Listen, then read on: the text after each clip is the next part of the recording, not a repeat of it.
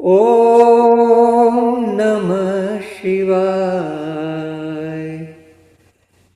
शिव कैलासों के वासी, धौड़ी धारों के राजा, शंकर संकट हरना। ओ भोले बाबा शंकर संकट हरना। तेरे कैलासों का अंत न पाया, तेरे कैलासों का अंत न पाया। अंत बे अंत तेरी माया। ओ भोले बाबा अंत बे अंत तेरी माया। शिव कैलासों के वासी, धौड़ी धारों के राजा, शंकर संकट हरना।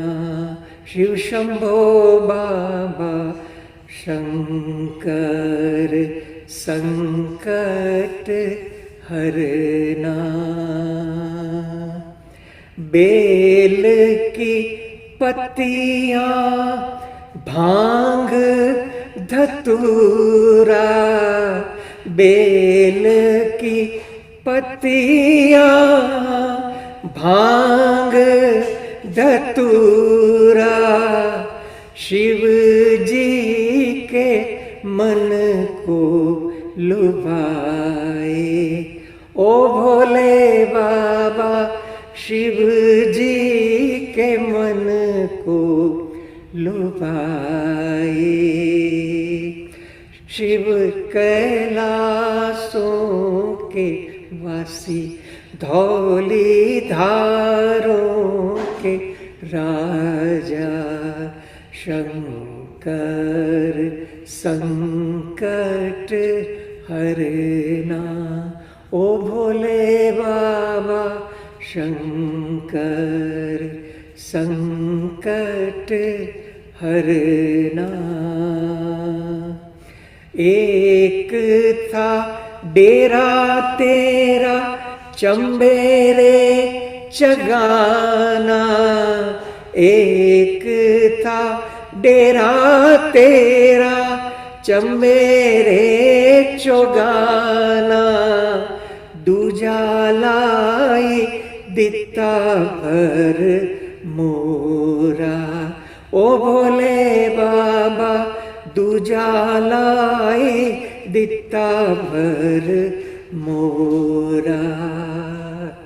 शिव कैलासों के वासी, धौली धारों के राजा, शंकर संकट हरना। ओ भोले बाबा शंकर संकट हरना। शंभो राम कबीर। સૌને રામ કબીર. ઓમ શ્રી સદગુરુ કબીરાય નમઃ. આપ સૌ ભક્તજનોમાં વસેલ કબીરના રામ, આત્મા રામને સપ્રેમે વંદન. શ્રી રામ કબીર ભક્ત સમાજ ઓફ યુએસએ તથા સર્વે ચેપ્ટરો અને સર્વે ભક્ત સંસ્થાઓના સેવાભાવી સેવકો તરફથી આજના કબીર વિઝડમ કાર્યક્રમમાં ભાગ લેનાર, ફેસબુક લાઈવ અને સમય મળીએ યુટ્યુબ પર જોનાર સર્વે કબીર પ્રેમી ભક્તજનોનું હાર્દિક સ્વાગત કરતા આનંદ અનુભવું છું. કાર્યક્રમની શરૂઆતનું આ શિવ ભજન શ્રીમાન મધુભાઈ ભક્તે ફિનિક્સ એરિઝોનાથી સંભળાવી સૌને ભાવવિભોર અને શિવમય બનાવ્યા. સમાજ આપનો ખૂબ ખૂબ આભારી છે. Thank you Madhubhai. હવે આજે આપણી સાથે આ કાર્યક્રમના આધ્યાત્મિક માર્ગદર્શક સ્વ અધ્યાયી શ્રીમાન રાજુભાઈ દયરામભાઈ ભક્ત એરિઝોનાથી જોડાશે અને આજના સત્સંગનો મુખ્ય વિષય શિવ તત્વ, મહાદેવના તત્વ સ્વરૂપના દ્રષ્ટિકોણની સમજ આપશે. શિવ પણ જેનું ધ્યાન કરે છે તે આત્મતત્વ સમજાવી શ્રાવણના પવિત્ર માસમાં સૌને શિવરૂપ કરશે. જોડાયેલ ભક્તજનોને આજના સત્સંગ પરના અભિપ્રાયો કે પ્રશ્નોની ચર્ચા બાદ સમયસર કાર્યક્રમને આપણે સમાપ્ત કરીશું. વિશ્વવ્યાપી ભક્ત સમાજમાં મૃત્યુ પામેલ સૌ સ્વજનોના આત્માની શાંતિ માટે પ્રાર્થના કરીએ. જીવન મૃત્યુના આ ઘટનાક્રમમાં આપણા સ્વજનોના મૃત્યુનો ખાલીપો દૂર કરવા તેમના પરિવારજનોને શક્તિ મળે, સદગતની આગળની યાત્રા સરળ અને સુખદ રહે તેવી સદગુરુને પ્રાર્થના કરી. શ્રાવણનો પવિત્ર માસમાં સંસ્કૃતિ અને ભક્તિનો અનોખો મેળાવડામાં કૃષ્ણ જન્માષ્ટમી, રક્ષાબંધન, સ્વાતંત્ર્ય દિન જેવા ઉત્સવો વિશ્વના ભારતીયોએ ભાવથી ઉજવ્યા. આ વીકમાં પર્યુષણ મહાપર્વ અને ગણેશ ચતુર્થી મહોત્સવ પણ ઉજવી રહ્યા છે. વિશ્વવ્યાપી સર્વે ભક્તજનોને આ બધા જ મહાપર્વો માટે સમાજ તરફથી શુભેચ્છાઓ. હવે હાલનું પર્યુષણ મહાપર્વમાં જૈન ધર્મ અને તેના સંપ્રદાયો સમર્પિત કરતા ભાવે છે કે હું કેવળ એક શાશ્વત આત્મા છું. જ્ઞાન અને દર્શન મારા કાયમના ગુણો છે. તે મારો સ્વભાવ જ છે. બાકી બધાના ભાવો એટલે કે મન, વચન, કાયાના ભાવો તે બહારના છે, જે સંજોગોને આધીન છે. એટલે કે જો કર્મ બાંધ્યું હોય તો જ કરેલ સારા કે કર્મોના ફળ રૂપે આપણે ભોગવવા આવવું પડે. બીજ રૂપે અત્યારે કે આ ભવે બાંધેલ કર્મના સંજોગો ભગવાન તમને હું સમર્પિત કરું છું. બહુ સારી ભાવના પરીક્ષણ પર્વની છે.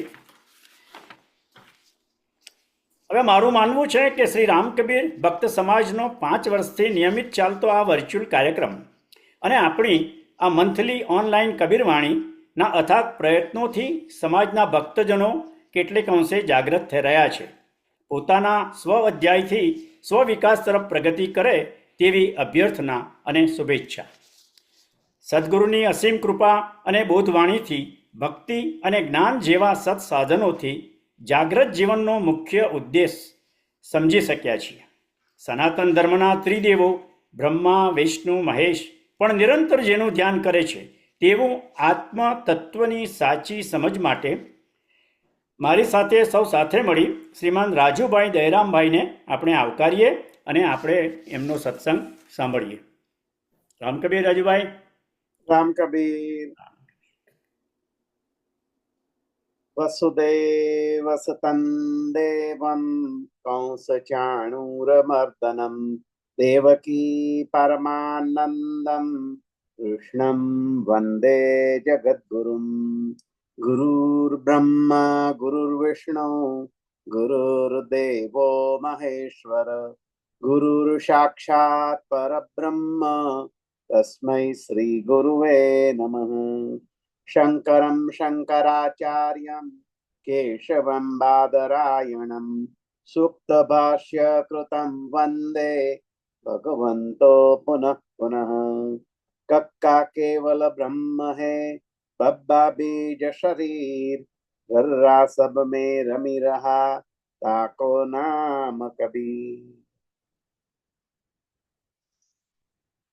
આજના આ અતિ ગૂઢ એવા વિષય ઉપર જ્યારે આપણે મંથન કરવા બેસીએ તો તે વખતે મારે એટલું જ સૌથી શરૂઆત કરતા પહેલા કહેવું રહ્યું કે આ જે તત્વ જે છે જેના ઉપર આપણે આજે વિચાર કરવાના છીએ તે તત્વ વિશે મારા જેવા અલ્પ ક્ષમતાવાળા વ્યક્તિ તેની રજૂઆત કેવી રીતે કરી શકે, છતાં આપણે તેમને ખૂબ જ ભાવ, ભક્તિ અને શ્રદ્ધાપૂર્વક નમન કરીને પ્રાર્થના કરીએ કે હે પરબ્રહ્મ તત્વ, આપના વિશે આપના આજના આ સત્સંગની અંદર આપણે શું વિચારીએ એને માટેની અમને સદબુદ્ધિ, પ્રેરણા અને ભાવ આપો.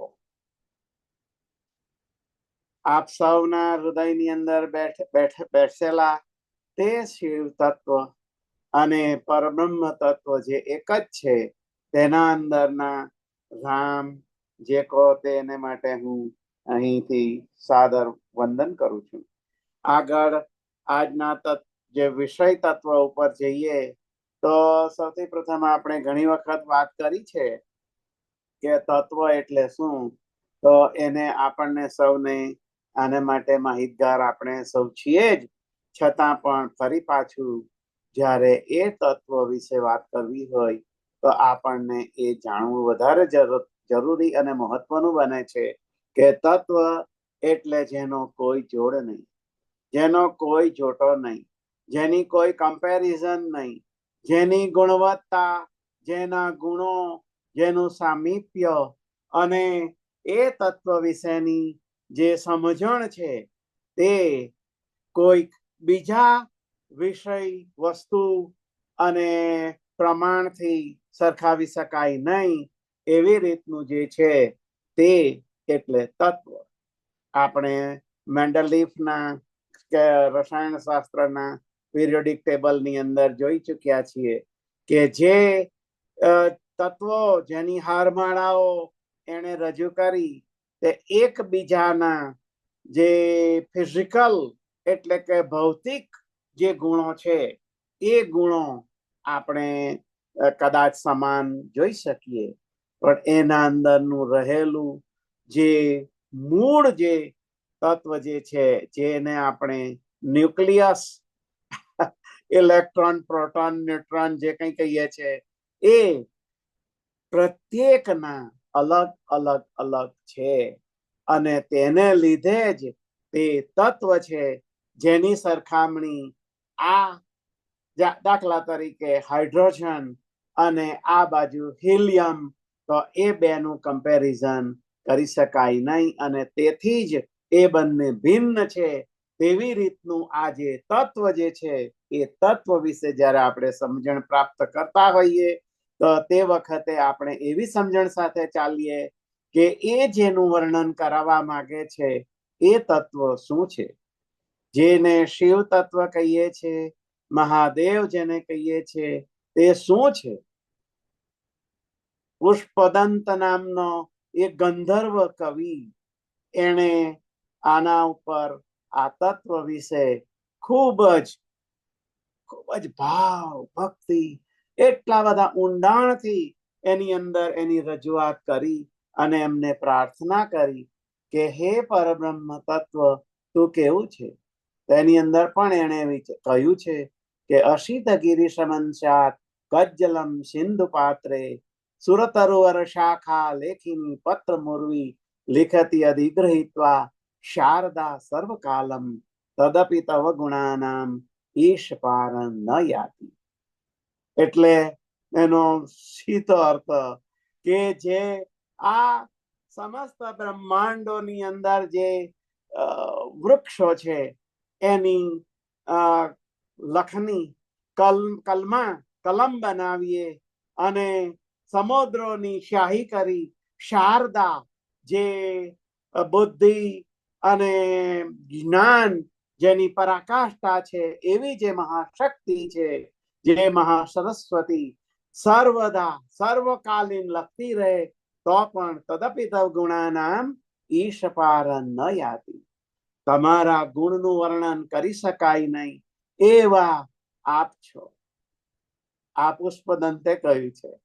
આમ આપણે પણ અવારનવાર જ્યારે આવી ભક્તિ, ભાવ અને શ્રદ્ધાથી જ્યારે એમની નજીક જઈએ ત્યારે આપણે પણ આવા ભાવ અને ભક્તિ શ્રદ્ધાથી વંદન કરતા કહીએ કે હે પ્રભુ, હું અવિનયમ અપનય વિષ્ણુ દમય મન સમય વિષયમ તૃષ્ણામ.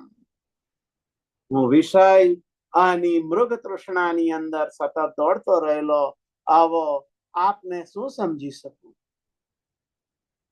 આપ આ સૌથી પર છે. આપણે જ્યારે ભગવદ્ ગીતાના 10મા અધ્યાયની અંદર ચર્ચા કરતા હતા તે વખતે આપણે વિચાર્યું હતું કે જે યોગેશ્વર શ્રી કૃષ્ણે પણ આમ કબૂલ કહ્યું છે કે જે પરાશક્તિ છે અને જે અપરાશક્તિ છે, તો જે પરા છે, જે શુદ્ધ ચૈતન્ય ચેતઘન શક્તિ છે, અને જે અપરાશક્તિ છે, જે 75 ભાવોથી નિર્મિત આ જે મટીરિયાલિસ્ટિક જગતની અંદરના જે જે જે જે જે કંઈ દ્રશ્યમાન આવી રીતના મહાભૂતો છે તે અપરાશક્તિ છે. અને આની અંદરની આપણે જે વાત કરવા માંગીએ છીએ, હે પ્રભુ, તે આ પરાશક્તિ રૂપે આ સમસ્ત બ્રહ્માંડોની અંદર વિદ્યમાન છે. આપને માટે એવું અમે કહીએ છીએ કે યચ્ચ કિંચિત જગત સર્વમ દૃશ્યતે શ્રૂયતે પીવાહ અંતર બહિશ્ચ તત્ સર્વમ વ્યાપ્ય શિવ સ્થિત. આવી રીતનું આપણે જ્યારે ઉપનિષદોની અંદર ગાયેલું ઋષિઓના તત્વનું વર્ણન કરતા હોઈએ ત્યારે એને આપણે આપણા જે કવિઓ, આપણા સંતો પણ કહે છે કે આસપાસ ચાસ અને અંતરમાં આભાસ, ઘાસ ચાસની પાસમાં પણ વિશ્વપતિનો વાસ.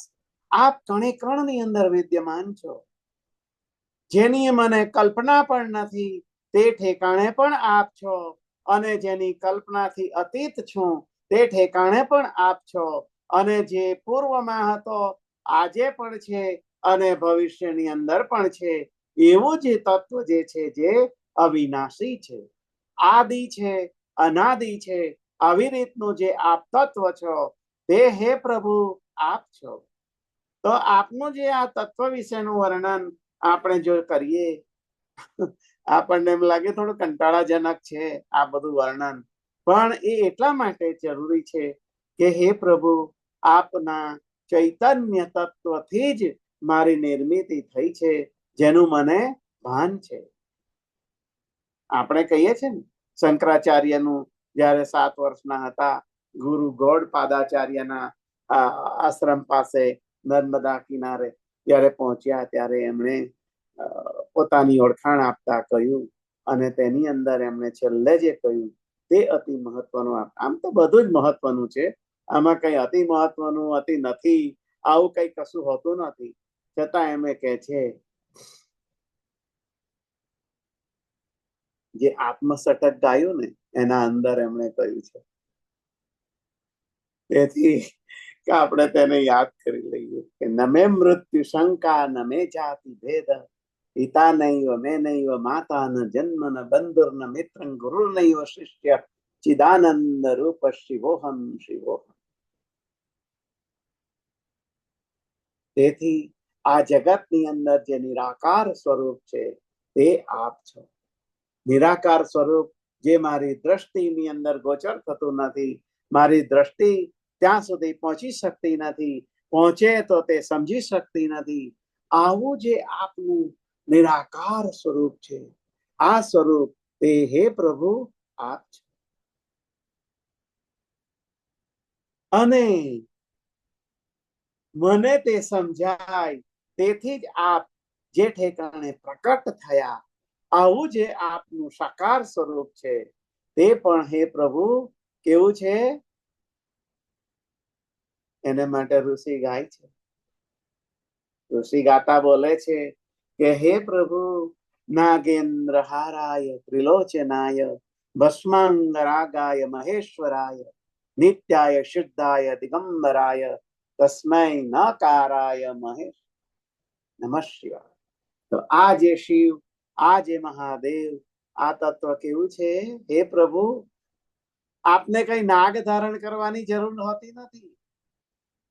અમને હે પ્રભુ આપ સમજી શકો, આપને અમે સમજી શકીએ એટલા માટે જ આપે ગળાની અંદર વાસુકી